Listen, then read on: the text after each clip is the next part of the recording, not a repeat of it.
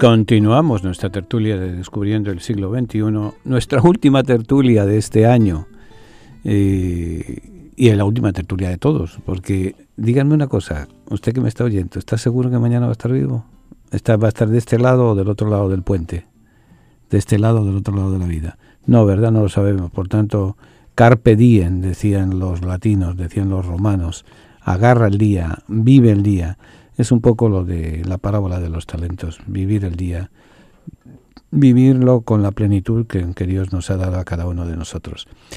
El 1 de enero, desde el tiempo del Papa Pablo VI, que dicho sea de paso, parece ser que muy probablemente lo declaren santo en el mes de octubre, cuando se lleve a cabo el sínodo sobre la juventud, el que tanto impulsó la vida sinodal y demás.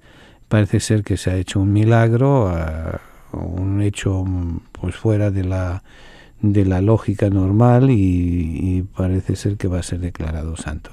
Bueno, pues él estableció que el 1 de año, primero se celebrara la fiesta, se reforzó la fiesta de María, Madre de Dios, y en segundo lugar que fuera la Jornada Mundial de la Paz.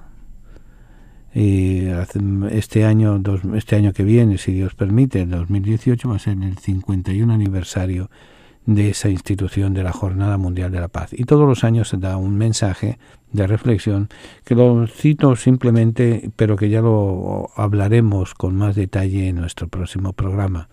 La Jornada Mundial de la Paz del 2018 tiene como tema de reflexión migrantes y refugiados, hombres y mujeres que buscan la paz. Con un deseo de paz, todas las personas de todas las naciones de la tierra, inicia el mensaje del Papa Francisco para la jornada del 2018, migrantes y refugiados, hombres y mujeres que buscan la paz.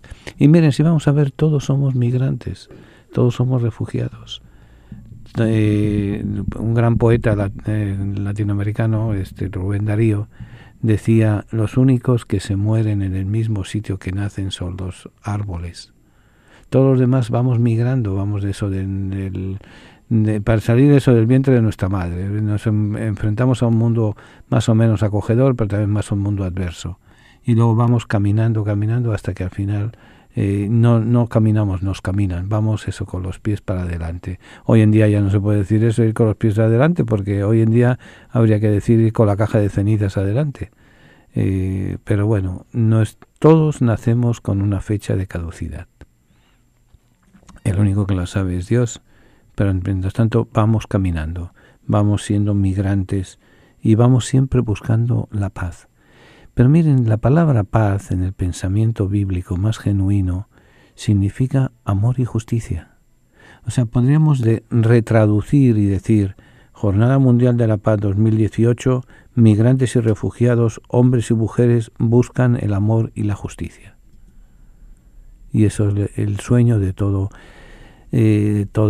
persona. Miren, en la década del 60 del siglo pasado, sobre todo 1968, se habían dado una serie de factores en la sociedad, políticos, económicos, sociales, religiosos, y estaba surgiendo una sociedad nueva, una juventud nueva, que tuvieron su aglutinante y su punto de explosión, de inflexión, en el Mayo francés. Los estudiantes franceses, los estudiantes universitarios, que se lanzaron a la calle a protestas, a gritos, a palos, a bofetadas, pero tenían una serie de lemas muy importantes, que fueron los que marcaron esa generación y que han marcado a la generación de después.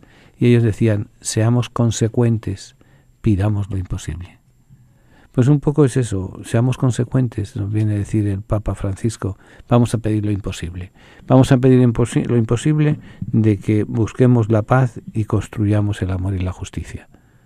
Ya les digo, vamos a conversarlo con más calma en nuestro próximo programa, así que se los dejo para que el día 1 de mayo pensemos, empezamos un año nuevo buscando la paz, buscando la justicia, buscando el amor.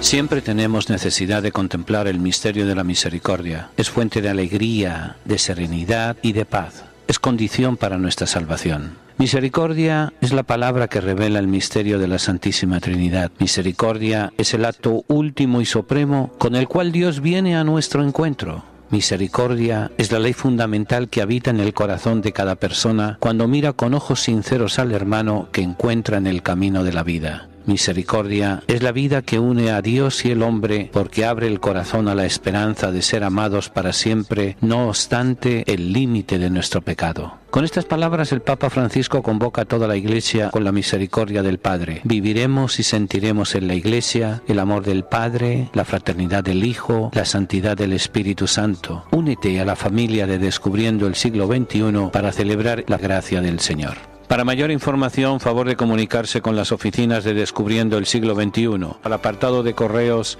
1170 Nueva York, 118, o a nuestro teléfono 212-244-4778.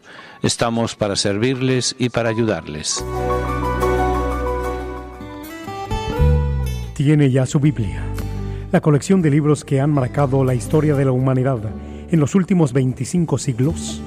Si aún no posee una Biblia, nosotros podemos ofrecérsela a un precio módico, tanto en inglés como en español, o incluso bilingüe.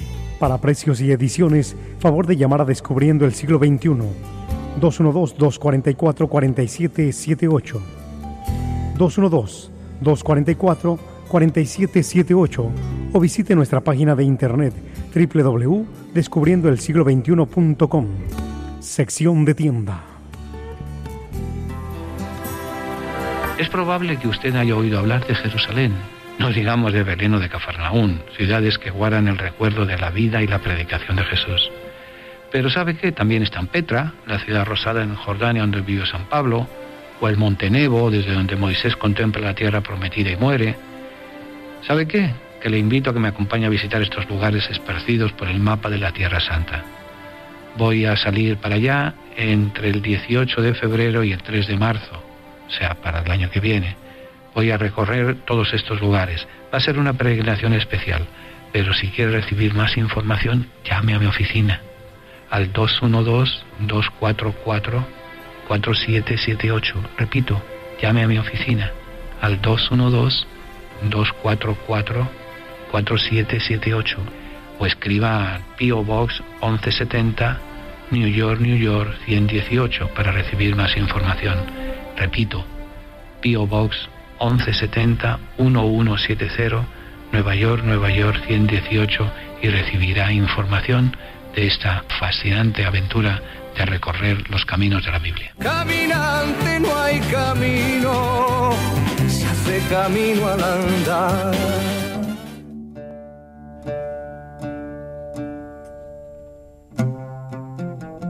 Continuamos nuestra tertulia de Descubriendo el Siglo XXI y vamos a entrar ya en otro aspecto de nuestra tertulia, en nuestro aspecto bíblico. Vamos a recordar que parte de el acuerdo que hemos llegado con la American Bible Society es que ellos nos ayudan y nosotros parte de nuestra programación la dedicamos a la Sagrada Escritura, lo cual estaba ya en parte de nuestro itinerario, el ir abriendo la palabra de Dios a nuestra comunidad.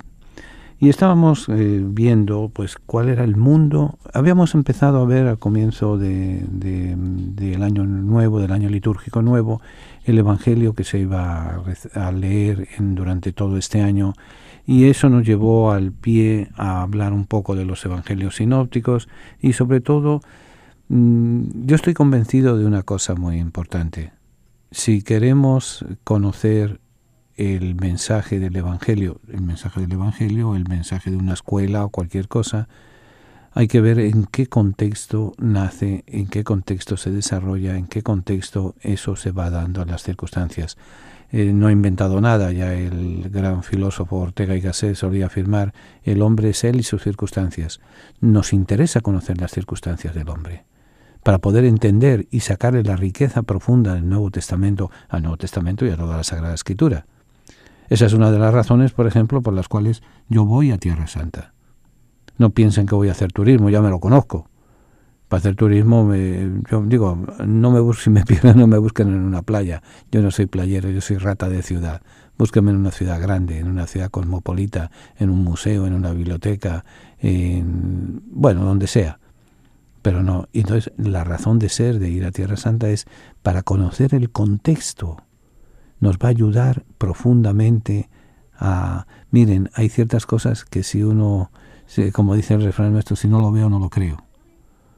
Si no palpamos, si no sentimos, si no olemos, si no respiramos, si no caminamos por las calles de Jerusalén o por las callejuelas en las rampas de Nazaret, o no nos bañamos en el Mar Muerto, o no vamos, por ejemplo, como les decía antes, a San Jerósimos, donde está cerca de donde está el lugar del bautizo de Juan, etcétera, un montón de sitios. Eso nos va a dar la idea de cómo eso se fue desarrollando.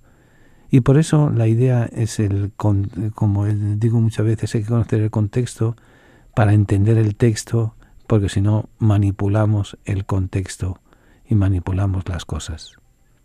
Y habíamos visto en programas anteriores un poco la presentación del mundo romano, el mundo romano y el mundo judío. Hay que pensar que esta zona del mundo, aunque era una zona marginal, pero tenía una gran importancia, porque era la primera fuerza de choque. Miren, el enemigo en toda la zona a combatir eran los persas. Los persas son los habitantes de Irán, que no son árabes. Muchas veces uno puede pensar que porque están en la zona del mundo de Arabia y son frontera con Arabia y están en la parte, no todo en la península arábiga, son árabes. No, son persas, con su idiosincrasia, con su mentalidad, con su forma de ser, con su forma de entender. Entonces el gran peligro de Roma, el gran enemigo de Roma eran las invasiones persas. Y por eso tenían su primera fuerza de choque, su primera fuerza de contención, eran precisamente los judíos, eran precisamente Israel. El imperio persa en tiempo de Jesús ha ido prácticamente desapareciendo, pero ha ido creciendo el imperio griego y el imperio romano. El imperio griego, gracias a las conquistas de Alejandro Magno y sus generales, van a dejar una gran influencia en el mundo del Nuevo Testamento, en el mundo de la diáspora grande. Y de hecho la gran ciudad después de Jerusalén judía importante va a ser Alejandría. Y Alejandría está fundada por Alejandro Magno, por eso se llama Alejandría. Y va a ser el núcleo, va a tener la biblioteca más importante de la antigüedad, la biblioteca de Alejandría, que cuenta la leyenda, cuenta la historia, que la destruyó un musulmán, un reyezuelo de estos musulmanes, que dijo, si esto dice lo mismo del Corán, sobra.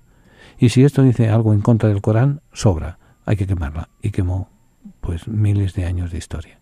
Eso siempre pasa con los que se hacen pasar por ilustrados y se hacen pasar por fanáticos religiosos, pero que no ven el respeto a los demás. El Nuevo Testamento va a tener una deuda grande con el mundo griego. De hecho, el caldo de cultivo del Nuevo Testamento va a estar en el mundo griego. De hecho, todos los escritos del Nuevo Testamento van a llegar a nosotros en griego, a pesar de que se hablaron en arameo, que se hablaron en hebreo, se hablaron en latín, se hablaron en asirio, pero el vehículo de conducción va a ser el griego.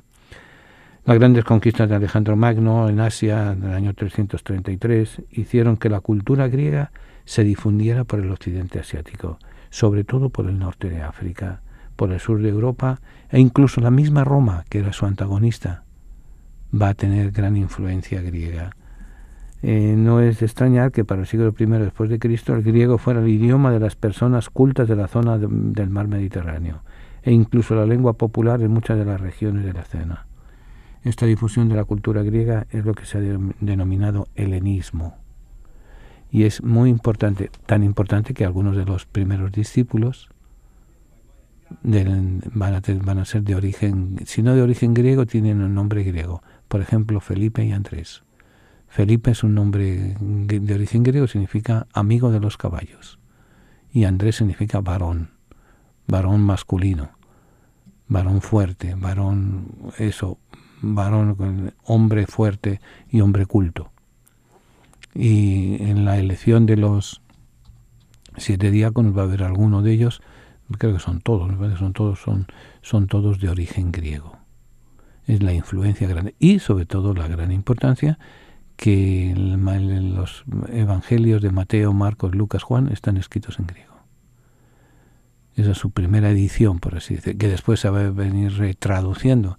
Y para la gran difusión del Antiguo Testamento fuera del ámbito judío, se va a llevar a cabo a través de la traducción de los 70, hecha en Alejandría, para que llegara al mayor número posible de personas. Era común, dado que el pueblo de Israel sufrió de diversas deportaciones masivas a lo largo de la historia, era común encontrar comunidades judías fuera de Palestina, fuera de Israel, fuera de la Judea. O sea, Israel, Judea, Palestina prácticamente son el nombre genérico era Israel. El nombre ya más particular va a ser el nombre de las 2 tribus que quedan en Tierra Santa, que quedan en la zona después de una de las deportaciones. Y una de ellas es la tribu de Judá. De ahí donde va a venir el nombre de Judea. De ahí donde va a venir el nombre de judío. De ahí es donde le viene el nombre. Que después el emperador romano en la destrucción le va a cambiar el nombre, le va a poner Palestina, la tierra de los filisteos. Pero el espíritu va a ser siempre de rebeldía contra la Palestina. Los judíos genuinos no se querían llamar palestinos, ni se quieren llamar, aunque me contaba un guía, Abraham, que parece que se han hecho estudios y que cerca de un 30% de la población israelí tiene sangre palestina y otro tanto por ciento de los palestinos tienen sangre israelí. Así que entre todos lo mataron y él solo se murió, dicen en mi tierra. Ahora, es fácil encontrar, como les digo, comunidades que se llaman, fuera de Israel, llama el judaísmo de la diáspora. Nosotros lo llamamos de una forma más prosaica, más común y corriente, el judaísmo de la emigración. O sea, nosotros los hispanos que vivimos en Estados Unidos entendemos quizás un poco mejor el problema. Somos emigrantes, hemos llegado aquí por cuestiones, cualquiera tiene sus cuestiones personales, cuestiones políticas, cuestiones amorosas, cuestiones económicas, por lo que sea, hemos decidido arrancarnos de nuestra tierra e inculturarnos en una tierra nueva. Entonces podríamos decir ser los cubanos de la diáspora, los panameños de la diáspora, los dominicanos de la diáspora, en el fondo somos emigrantes. Ese mismo fenómeno va a ocurrir como con los judíos, que se van a ir dispersando por ambientes fuera de la demarcación del territorio de Israel. Vamos a encontrar judíos en el norte de África, vamos a encontrar judíos en España, vamos a encontrar judíos en Italia, vamos a encontrar judíos en Inglaterra, vamos a encontrar judíos hasta al poco de la conquista en América. Sí, porque ahí ya en el siglo XVI, principio del siglo XVI, hay algunos guillaitos que entraron por acá porque no tenían permiso. Pero esa es otra historia. Estas comunidades siguieron fieles a sus tradiciones religiosas, sin embargo adoptaron el griego como idioma propio. O sea, tenían el ejemplo más claro lo tenemos en el caso de San Pablo. San Pablo nace ya fuera de las fronteras de Israel, nace en la diáspora, nace en la emigración. Sus padres eran judíos, genuinamente judíos, tan genuinamente judíos que pertenecían al grupo de los fariseos, de los perfeccionistas de la ley, y Pablo aprende la ley, aprende las cosas, pero su cultura, su mentalidad es una mentalidad griega. Por eso va a ser una mentalidad más universal. Por eso no hay que extrañar que Pablo en un determinado momento coja los motetes y se vaya a predicar a un sitio y a otro. ¿Por qué? Porque eso iba un poco en la sangre, en el ambiente de la diáspora de su familia. Cosa distinta va a ser Pedro, que a duras penas se va a mover a Antioquía y de Antioquía a Roma, y poco más se le conocen de sus viajes. Era otra mentalidad y otra personalidad. Después del año 70 eran más de los judíos que vivían en la migración que los que vivían en Israel. Podríamos decir que eso ha pasado pues con muchos de nuestros países latinoamericanos. Individuos que vivían más fuera de, más recuerdo, en una ocasión vivían más uruguayos en Australia que en Montevideo. Y así ese problema se ha ido dando a lo largo de la historia. Ahora, en la comunidad judía de Alejandría se dan cuenta, que después del año 70 se dan cuenta de ese problema. Y es un problema que hay que atacar, que hay que enfrentar. Cómo no se pierda esa judeidad, si cabe la palabra, esa mentalidad judía, esa mentalidad, esa idiosincrasia que a pesar de que han nacido en tierra extranjera, siguen siendo judíos. Ellos, por ejemplo, en Alejandría es donde se va a hacer ese servicio pastoral y se va a hacer la traducción de la Sagrada Escritura al griego por primera vez en la historia. Luego después esta traducción va a ser de base para muchas otras traducciones. En Jerusalén hubo un grupo de judíos cristianos que hablaban griego, nos dice el libro de los Hechos, capítulo 6, verso 1. Eso hizo posible la difusión del Evangelio en las comunidades de la diáspora y entre los paganos.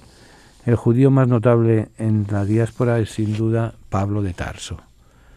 Pablo fue primero perseguidor de cristianos y luego convertido ya al cristianismo, fue seguidor y propagador celoso de Cristo entre los paganos.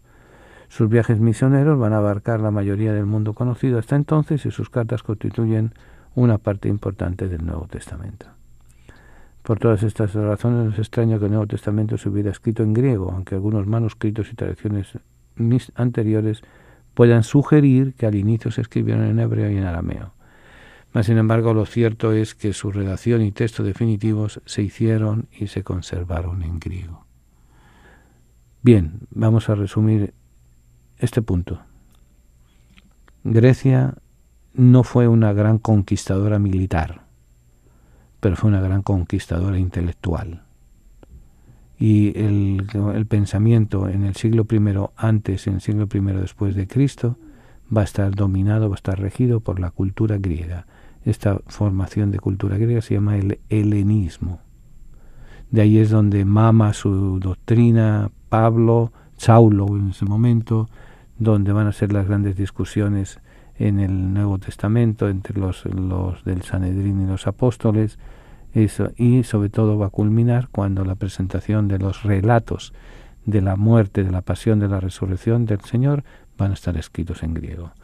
Que luego pues había que traducirlos, pero ni había la seguridad de ese griego. Ahora, a estas razones no es extraño que el Nuevo Testamento se hubiera escrito en griego, aunque puedan sugerir que al principio había traducciones en hebreo.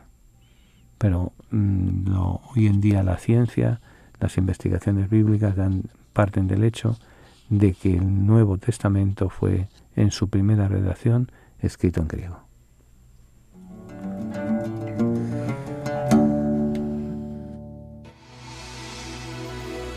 Siempre tenemos necesidad de contemplar el misterio de la misericordia. Es fuente de alegría, de serenidad y de paz. Es condición para nuestra salvación. Misericordia es la palabra que revela el misterio de la Santísima Trinidad. Misericordia es el acto último y supremo con el cual Dios viene a nuestro encuentro. Misericordia es la ley fundamental que habita en el corazón de cada persona cuando mira con ojos sinceros al hermano que encuentra en el camino de la vida. Misericordia es la vida que une a Dios y el hombre porque abre el corazón a la esperanza de ser amados para siempre, no obstante el límite de nuestro pecado. Con estas palabras el Papa Francisco convoca a toda la Iglesia con la misericordia del Padre. Viviremos y sentiremos en la Iglesia el amor del Padre, la fraternidad del Hijo, la santidad del Espíritu Santo. Únete a la familia de Descubriendo el Siglo XXI para celebrar la gracia del Señor. Para mayor información, favor de comunicarse con las oficinas de Descubriendo el Siglo XXI, al apartado de correos 1170 Nueva York 118 o a nuestro teléfono 212-244-4778. Estamos para servirles y para ayudarles. ¿Sabía usted que el lago de Tiberíades fue el escenario principal de la vida pública de Jesús? Pero en aquella época se llamaba Ian Kinneret. Este nombre proviene de la palabra hebrea kinor, que significa lira, instrumento musical de formato oval. La forma del lago les recordaba a las personas un kinor, una lira, y las brisas refrescantes les recordaban el agradable sonido del kinor. De ahí es donde nace la palabra Kinneret, y de Kineret nace la palabra Genesaret. En las orillas de este lago vamos a dormir varias noches durante nuestro viaje a Tierra Santa, el cual lo vamos a llevar a cabo entre el 18 de febrero y el 3 de marzo de 2018. Vamos a visitar los lugares donde la Biblia se hizo realidad: Jerusalén, Belén, Cafarnaún, Amán, Gerasa, Petra, Jericó. Únete a nosotros, al Padre Tomás del Valle, a los oyentes de la tertulia, en esta experiencia de fe, de historia, de alegría. ¿Saben qué? Vamos a recorrer la tierra de la Biblia. Para mayor información llame al 212-244-4778 o escriba al P.O. Box 1170, New York, New York 118. Repito, llame si está interesado en vivir esta aventura especial al 212-244-4778 o escriba al P.O. Box 1170, New York, New York 118. Dese rápido, hay poco espacio. ¿Sabías qué significa la palabra cruz? ¿O la palabra Pascua? ¿O la palabra concilio? Pues bien, podrás encontrar las respuestas a estas preguntas y a 313 más en el libro ¿Sabías qué?, escrito por el Padre Tomás del Valle. En dicho libro se recogen las preguntas e inquietudes que los oyentes del programa La Tertulia han ido haciendo en el programa a lo largo de los años. No deje de comprar este libro, que le ayudará en las dudas y reflexiones. Comprándolo ayuda para que la tertulia del siglo XXI siga manteniéndose en el aire. Para comprar o pedir, llame o escriba a nuestras oficinas. Descubriendo el siglo XXI, 212-244-4778 o encárguelo por email radiosiglo21@aol.com. Venga a honrar al Divino Niño Jesús el tercer domingo de cada mes. Tendremos la celebración de la Santa Misa a las 2 de la tarde en la parroquia San Columba, ubicada en el 343 West de la 25 Street en Manhattan. Para mayor información, favor de comunicarse con nuestras oficinas al 212-244-4778, 212-244-4778.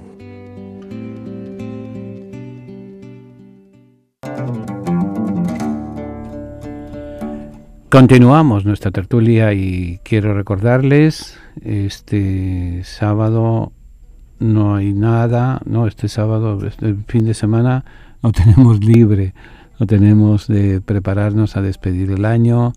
Hay una serie de tradiciones muy interesantes y muy curiosas, pero sería quitarle tiempo a otras cosas más importantes. La tradición es, cada uno tiene unas tradiciones en sus pueblos, en sus países, en sus culturas. En España hay que pasar el año comiendo 12 uvas a las 12 campanadas. En Santo Domingo recuerdo que eran disparando 12 cañonazos y tirando petardos al aire y tiros al aire. Ponerse ropa interior de colores en España. En España es roja, en Italia es amarillo. Y bueno, y desear todo. Yo simplemente recuerdo cuando era niño, y siempre me ha quedado eso, el 31 de diciembre en la noche suele ser una fiesta de familia, la cena de la familia y demás, y se comen las 12 uvas a las 12 campanadas. Y la persona de máxima autoridad en ese momento en la casa, que era mi abuelo materno cuando éramos niños, que solíamos celebrarlo con él, mis abuelos, o mi papá cuando todavía vivía, o después del fallecimiento de él me ha tocado a mí varias veces, después de las campanadas de las 12 uvas, los abrazos, los lloros, rezar un Padre Nuestro, dar la bendición, y ya los jóvenes, las nuevas generaciones, pues se van a bailar, y ahí, eso sí, se iba a felicitar a todos los familiares y a todos los amigos. Los teléfonos, por supuesto, estaban colapsados. A todos los vecinos del edificio de apartamento donde vivíamos, a visitar a unos, a visitar a otros. Y recuerdo, después de la muerte de mi padre, obviamente los primeros años fueron difíciles. La pérdida de un ser querido siempre es difícil. Recuerdo que un sobrino que ya es grande, decía que esa era la noche de los besos y de los lloros, porque todo el mundo se daban besos y abrazos y todo el mundo lloraba. Bueno, cada cual lo celebra como cree conveniente. Yo simplemente, ya en los últimos años, es noche de acción de gracias, noche de examen de conciencia y noche de mirar hacia adelante, porque al día siguiente, por mucho que recemos, por mucho que estemos despiertos, va a amanecer y hay que trabajar. Así que, bueno, una experiencia más, una noche más. Volviendo al mundo del Nuevo Testamento, al mundo griego va a dejar huella muy profunda en el mundo judío, sobre todo ciertas áreas del país, sobre todo la Galilea. ¿Por qué la Galilea le va a dar más influencia? Porque la Galilea hace frontera con lo que es hoy en día Siria, con lo que es hoy en día Jordania. Y van a establecerse en la zona de entre 10 grandes ciudades, las Decápolis, por eso se llama, y la más importante va a ser Beishan, una antigua ciudad judía que después va a ser tomada por los griegos y va a ser helenizada, y es la gran ciudad griega en la zona de la Galilea. Después va a estar Gerasa, que queda en la zona de Jordania. Gerasa es uno de los sitios que vamos a visitar cuando vayamos ahora en febrero. Pero no solamente los edificios, sino también las formas de pensar, las formas de las mentalidades y el vocabulario que dejan y la herencia cultural. Tan importante va a ser que la gente culta hablaba griego. Tan importante va a ser el griego que el Nuevo Testamento en su totalidad, su primera, vamos a llamarla así, su primera edición, está escrita en griego. Que después se va a dar hacia el siglo IV, siglo V el problema que la gente no habla griego y entonces tienen que empezar las traducciones al latín. Y va a ser, para atajar ese problema, San Jerónimo va a hacer el esfuerzo con un equipo de intelectuales de traducir del griego al latín, porque el latín sabían, y al latín vulgar, por eso la edición se va a llamar la Vulgata, el latín del pueblo, el latín de la gente ignorante, de la gente inculta, el latín del pobre. Entonces, la influencia griega es grande, pero entonces va a haber también una serie de cambios políticos, una serie de cambios sociales. Alrededor del siglo II a.C., el poder militar de Roma se había apoderado de todo el Mediterráneo. Y a partir del año 63 a.C., la Judea quedó sometida al poderío militar y político de Roma. La Judea, que después se le va a cambiar el nombre, va a ser un emperador romano, el emperador Adriano, el que le va a cambiar el nombre, y le va a poner el nombre de Elia Capitolina Jerusalén, y a la región de Judea le va a llamar la Palestina, la tierra de los filisteos, hasta prácticamente 1948. Exactamente el 29 de noviembre de 1947 se permite la partición de dos países en una sola tierra y se crea la Palestina, que todavía no han conseguido su Estado propio, y a Israel con su Estado propio. Pero eso ya es otra moneda. Al inicio los gobernantes judíos recibieron el favor de la ocupación romana, y aunque estuvieran sometidos al poder romano, conservaron el título de rey. El Nuevo Testamento destaca a Herodes el Grande, quien gobernó la región de la Judea, lo que después será la Palestina, desde el año 37 al año 4 antes de Cristo. O sea, 37 menos 4 son 33 años, dominó e hizo le cambió completamente la forma al país. De ser un país pueblerino, vamos a llamarle así en palabras que todos entendemos, de ser un país pobre, de ser un país inculto. Él se dedicó sobre todo a grandes construcciones, funda varias ciudades, funda la ciudad de Cesarea del Mar, funda la ciudad de Tiberíades, sobre ruinas que ya había, funda Herodión, que va a ser su tumba, y para ello ahueca un monte. Va a ser un gran constructor, va a ser una serie de edificios, una serie de canales, una serie de puertos, y va a ser un tremendo sanguinario, un tremendo rebelde, un tremendo inescrupuloso. cuando Herodes muere, el reino se divide entre sus 3 hijos.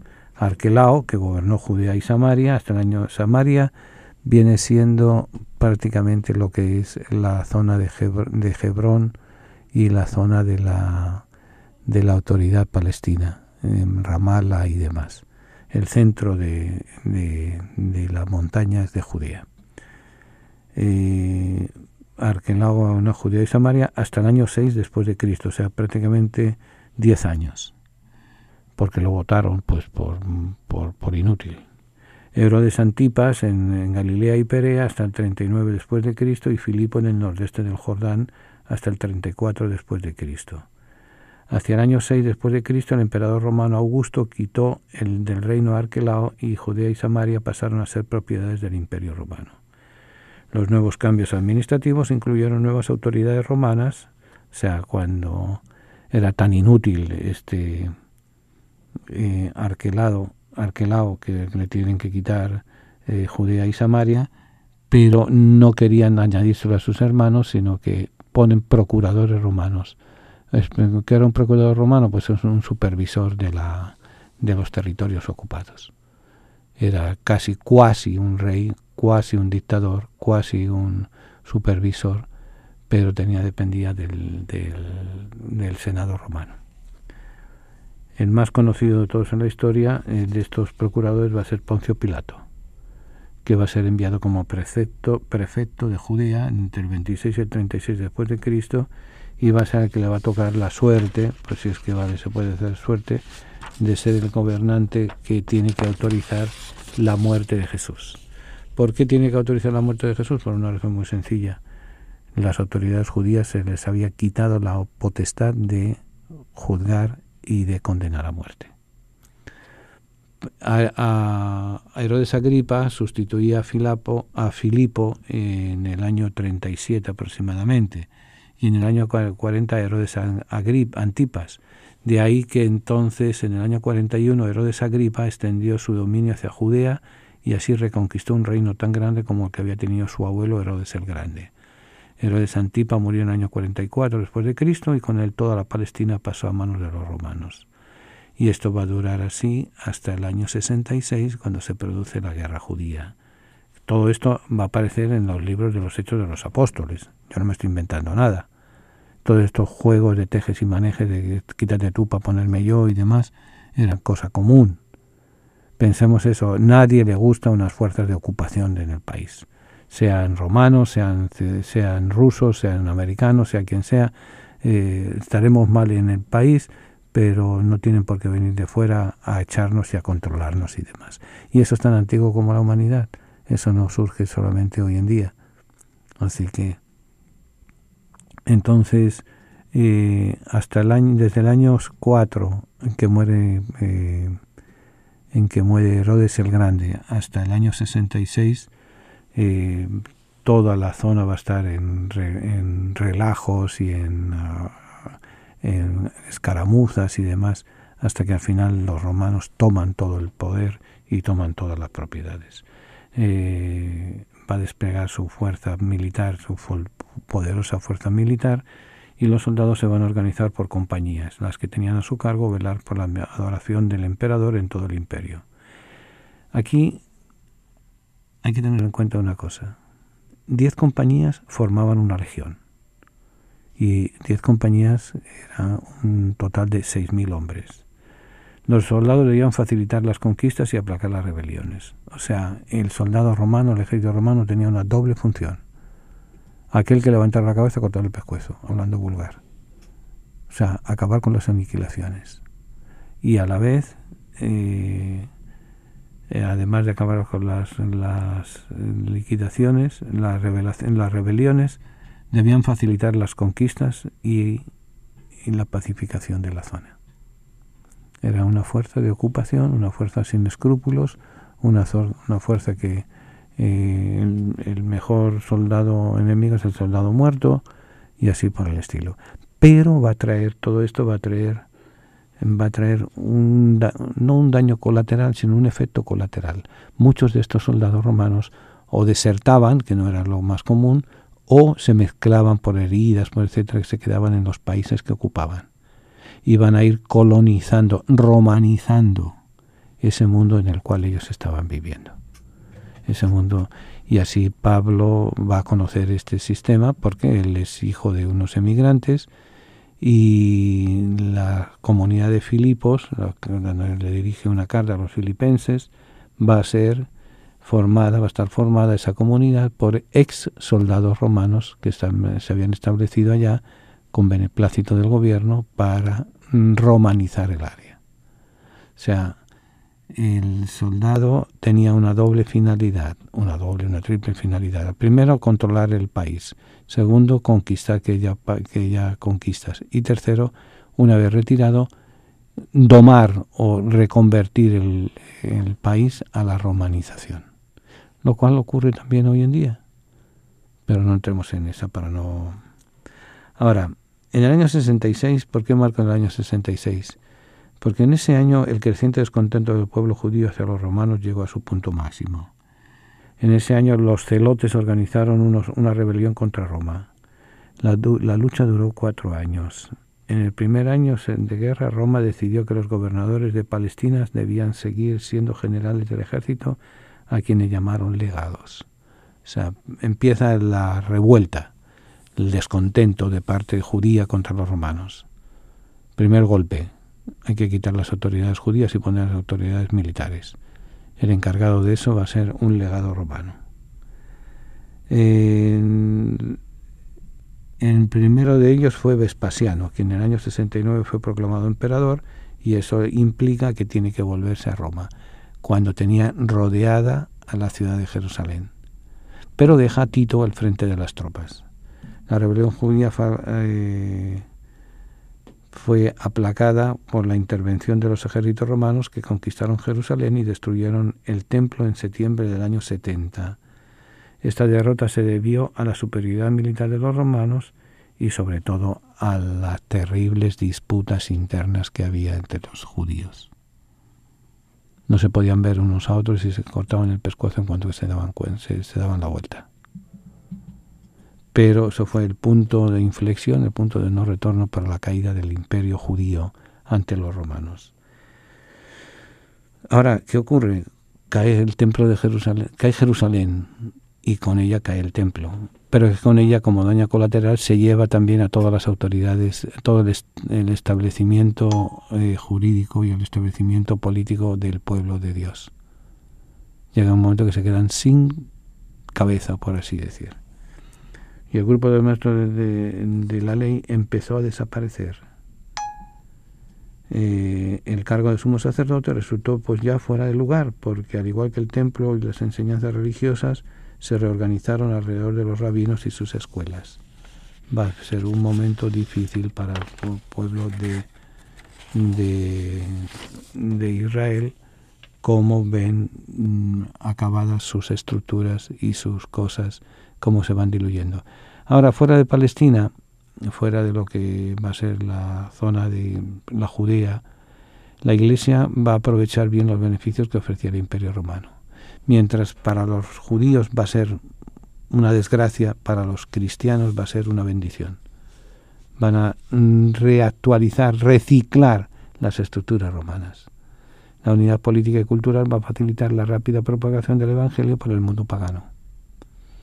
¿Esto a qué se debe? Se debe en parte a que en un principio las autoridades romanas no se oponían a la práctica de la religión judía ni de la religión cristiana. Pero cuando la fidelidad a Cristo entra en conflicto con los intereses de Roma, ahí entonces la cosa se pone difícil. Entonces cuando los primeros cristianos empiezan a ser martirizados y perseguidos. Una de las razones es que los cristianos se van a resistir a dar culto al emperador y a sus dioses. A esto se agregó que muchas disposiciones contra los judíos también se aplicaron a los cristianos, porque se los consideraban parte de la misma raza, de la misma tronco, ramas del mismo árbol, ramas del mismo tronco. Esta situación en que vivieron los cristianos de los siglos I y II va a aparecer reflejada en la primera carta de Pedro y en el libro de los Apocalipsis, donde Roma aparece como el enemigo número 1 del cristianismo. Ahí es donde la cosa se pone difícil. Pero ya el mundo, vamos a resumir. En un primer momento, el mundo intelectual es griego. el vehículo intelectual para la difusión del Evangelio va a ser griego. Ahora, la parte práctica de movimientos, de ciudades, de comunidades y demás, va a ser romano. Por eso podemos decir que en una síntesis de ambas cosas están en la base, en la creación de la Iglesia y en la escritura del Nuevo Testamento. Más interesante de lo que parece.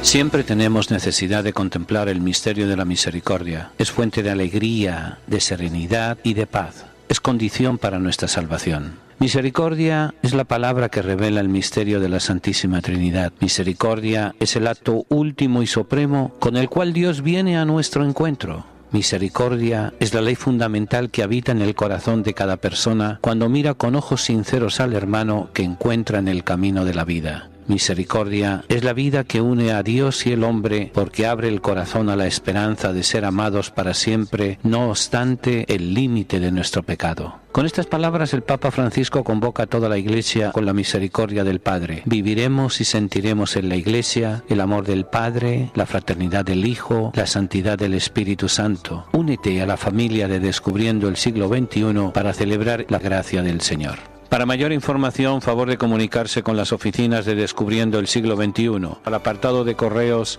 1170 Nueva York 118 o a nuestro teléfono 212-244-4778. Estamos para servirles y para ayudarles. Descubriendo el siglo XXI, en colaboración con la parroquia de San Columba, les invita a participar en los seminarios de formación bíblica y teológica. Se llevarán a cabo 2 veces al mes, los días sábados, entre 12 del mediodía y 4 de la tarde. Para mayor información, llamar al 212-244-4778, 244-4778 o visitar nuestra página www.descubriendoelsiglo21.com, donde encontrará más información. ¿Cómo voy a entender si no tengo a nadie que me lo explique? Así se lamentaba el administrador de la Reina de Cusa, cuyo testimonio leemos en el libro de los Hechos de los Apóstoles. Alentados por este lamento, organizamos cada mes una serie de seminarios y talleres de formación entre nuestra comunidad hispana. Recorreremos y veremos los momentos más importantes de la historia de la fe cristiana, desde su nacimiento en las orillas del lago de Tiberíades a las calles de Nueva York. Para una mayor información, por favor, llame a nuestras oficinas al 212-244-4778 o visite nuestra página de internet www.descubriendoelsiglo21.com en la sección de seminarios y talleres de formación. Seguimos nuestra tertulia y nos quedan ya pocos minutos. Y en estos pocos minutos pues quiero rematar la presentación. Para entender el mundo del Nuevo Testamento hay que entender y conocer cuáles fueron las 2 grandes potencias políticas, económicas, intelectuales y religiosas que había en la zona, en el tiempo, en el mundo del Nuevo Testamento, podríamos decir, los 200 primeros años de la historia del cristianismo. Podríamos trazar el del año 0 al año 33, al año 40, siguiendo las nuevas investigaciones y demás. Hacia el año 40 el nacimiento del cristianismo, la extensión va a ser entre el 40 y el 80, en la segunda, tercera generación, y ahí empiezan entonces, y toda esa comunidad va a estar inmersa en esa dualidad cultural o tricultural, esa dualidad, en la mentalidad judía en un primer momento, con unas influencias grandes en lo intelectual y religioso griegas, podremos decir así. Vamos a poner una capa, una primera base, el mundo judío. El mundo judío, que es donde nace Jesús, donde surge Jesús, donde surgen los apóstoles, donde se van expresando y demás. Sobre eso va a haber una primera base griega, o sea, ya son 2 bases. Una base intelectual, una base de peso griega. Los griegos no fueron grandes conquistadores, exceptuado Alejandro Magno, que es una de las grandes figuras polémicas en la historia de la humanidad, pero no dejaron huella en ese sentido de conquista tan grande como van a ser los romanos. Los romanos fueron unos buenos copiadores, unos buenos trasladadores, transportistas de cultura y de practicidad en la vida y las cosas. Van a influir también en el pueblo, en el segunda generación, tercera generación de cristianos. Entonces esa síntesis del mundo griego, del mundo judío, del mundo romano, son los caldos de cultivo donde van a hacer el mundo del Nuevo Testamento. Como les digo, los apóstoles van a comunicarse en griego, van a comunicarse en sus escritos que han llegado a nosotros, donde están escritos en griego. ¿Quién los tradujo? Buena pregunta. Porque ocurría por lo mismo que ocurre hoy en día. Personas que no saben leer y escribir, pero tienen el suficiente poder económico para poder pagar unos intelectuales, unos escribas, que para eso era la función del escriba. O sea, no piensen que por el hecho de que, por ejemplo, Pedro era Pedro y Andrés era Andrés y Santiago era Santiago, estaban en el grupo de los discípulos, tenían que saber eso, hasta computadoras si cabe. No, probablemente pues no sabían leer y escribir. Pedro probablemente supiera hacer cuentas, porque era un comerciante. Pero sus formas de pensar, sus formas de actuar, son esa síntesis entre el mundo romano, el mundo griego y el mundo. La prueba es los textos, a pesar de que no sabía escribir, o eso se cree que no sabía escribir Pedro, sin embargo ha llegado a nosotros textos y textos magníficos en las cartas que él tiene. ¿Por qué? Porque tenía ayudantes. Y de hecho habla la tradición de que uno de sus ayudantes, su secretario, era el propio Marcos, Juan Marcos según unos, Marcos en realidad, que es el que va a ser redactor de las ideas principales de Pedro. ¿A qué viene todo esto? Pues viene muy sencillo a que el Evangelio, el Nuevo Testamento, no es fácil de leer, pero es fácil. No es fácil porque exige una reflexión, exige un conocimiento de la palabra de Dios, exige un conocimiento de la cultura y del lenguaje, y por eso eso exige. Pero es fácil en el sentido de que refleja el mensaje del Evangelio, el mensaje de lo que dijo Jesús. Y Jesús trató de decirlo de la forma más simple, pensando en el receptor de ese mensaje. Que ese es uno de los problemas que muchas veces hemos tenido en la Iglesia, que hemos tratado de mandar el mensaje sin conocer el receptor. Bien, el año que viene, si Dios quiere, tendremos más tiempo de desarrollar este tema. Ahora simplemente unas simples palabras para desearles a todos lo mejor que ustedes se merecen. El año que se nos va, el año 2017, ha sido uno de alegrías para muchas cosas, ha habido otro de penas. En este año, entre diciembre del 16 y el día de hoy, yo he perdido a 4 seres queridos muy cercanos. A mi tía, a dos colaboradoras en la parroquia, a Herminio, a gente que realmente estaban cerca de uno. Y por eso el 2017 se va y bien ido, se va triste. Pero también el 2017 se va alegre porque hemos estado compartiendo, hemos estado conversando durante 52 semanas, durante 52 tertulias, o sea, 52 son 110 horas de conversación, 110 horas de oración, 110 horas de presentar angustias, tristezas, penas, esperanzas, alegrías. Así que démosle gracias a Dios. Y que cuando empiece el nuevo año, para los que empiece, que sea un nuevo año lleno de esperanza, lleno de alegría. Miren, yo tengo como norma, por muy larga que sea la noche, siempre amanece. Por muy larga que sean las tristezas, siempre van a venir la alegría. Por muy larga que sea la enfermedad, también siempre va a llegar la salud. Por muy largo que sea el caminar, siempre va a haber un descanso. Simplemente les deseo, como oyentes, como amigos, como tertulianos, que las cosas les vaya bien, nos vaya bien a todos. Porque si les va bien a ustedes, me va bien a mí. Si me va mal a mí, les va mal a ustedes.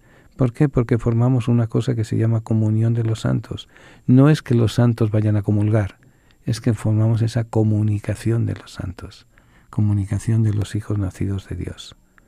Y el tiempo de empezar un año es un tiempo de recordar que estamos puestos en esta vida para pocas cosas.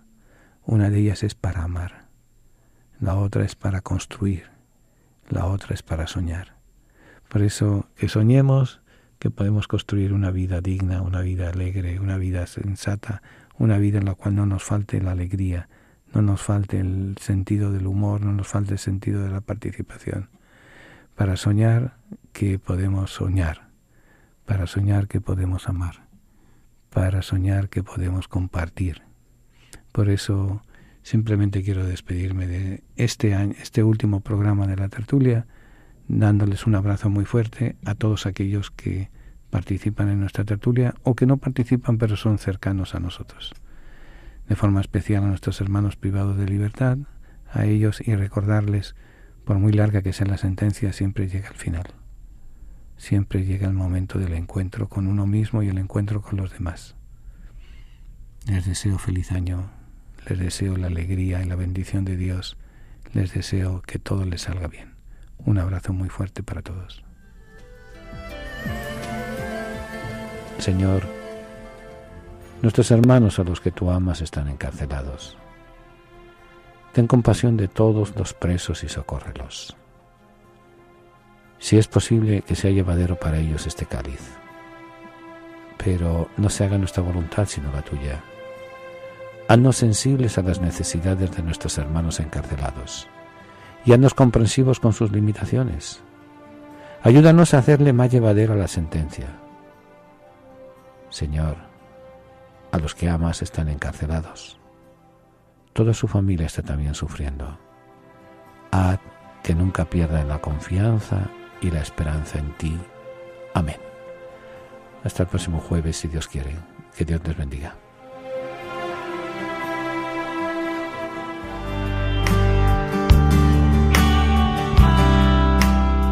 Ha escuchado el programa La Tertulia. Si desea copia de este programa, comuníquese con nuestras oficinas al 212-244-4778. Se sugiere un donativo para gastos de envío.